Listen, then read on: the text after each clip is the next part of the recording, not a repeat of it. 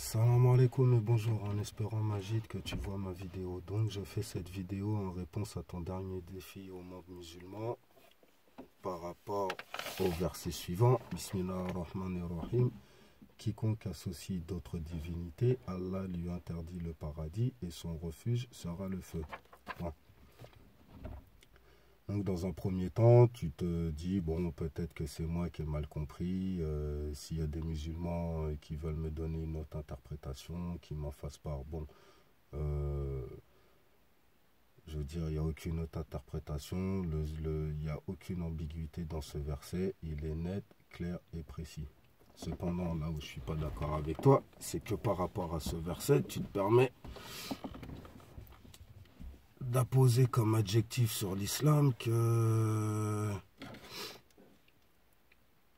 c'est une criminalisation des esprits.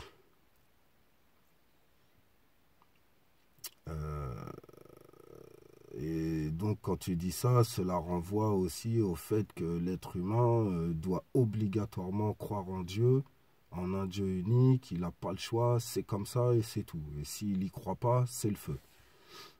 Alors je m'explique. Certes, l'être humain se doit de reconnaître son créateur et de lui vouer un culte exclusif, mais ce n'est pas une obligation. Pour preuve, je prends le Coran, à la sourate 18, la grotte, verset 29, où Dieu nous dit, Bismillahirrahmanirrahim, la vérité est de votre Seigneur.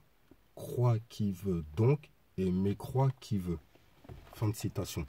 Donc cela nous prouve que l'être humain a le libre arbitre. D'accord? Donc, partant de là,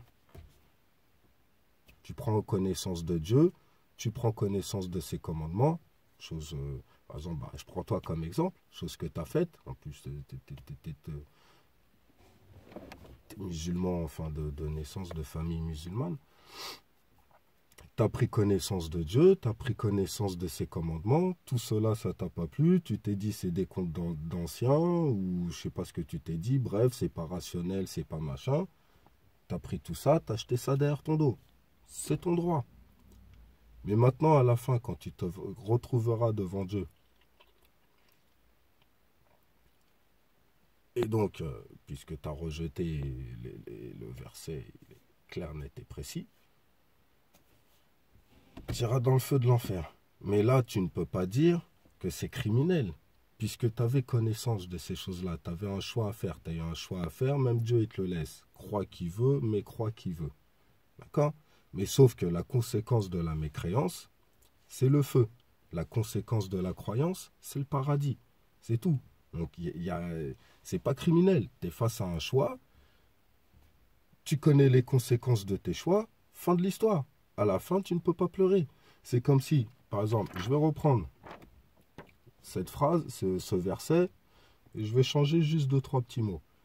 En disant, quiconque refuse les lois de la démocratie finira en prison à vie. Maintenant, tu sais que la démocratie, elle a des lois, tu prends connaissance de ces lois, mais ces lois ne te plaisent pas. Libre à toi de devenir anarchiste ou un simple hors-la-loi, style braqueur ou je ne sais quoi. Mais maintenant, tu te fais attraper et qu'on te fout en prison à vie. Et tu peux pas t'en prendre à tes juges, à dire ah ouais mais c'est une criminalisation des esprits, de mon esprit, parce que moi vos lois je les aime pas et j'avais envie de vivre comme un hors-la-loi. Non, ça marche pas comme ça. Voilà. Tu as un choix, il y a des lois, il y a... voilà. Tu n'y crois pas, libre à toi. Mais après, quand tu dois payer la conséquence de tes choix, il ne faut pas s'en prendre aux autres. Il faut s'en prendre à toi-même. Et pas dire c'est une criminalisation des esprits et je ne sais quoi encore. Enfin voilà.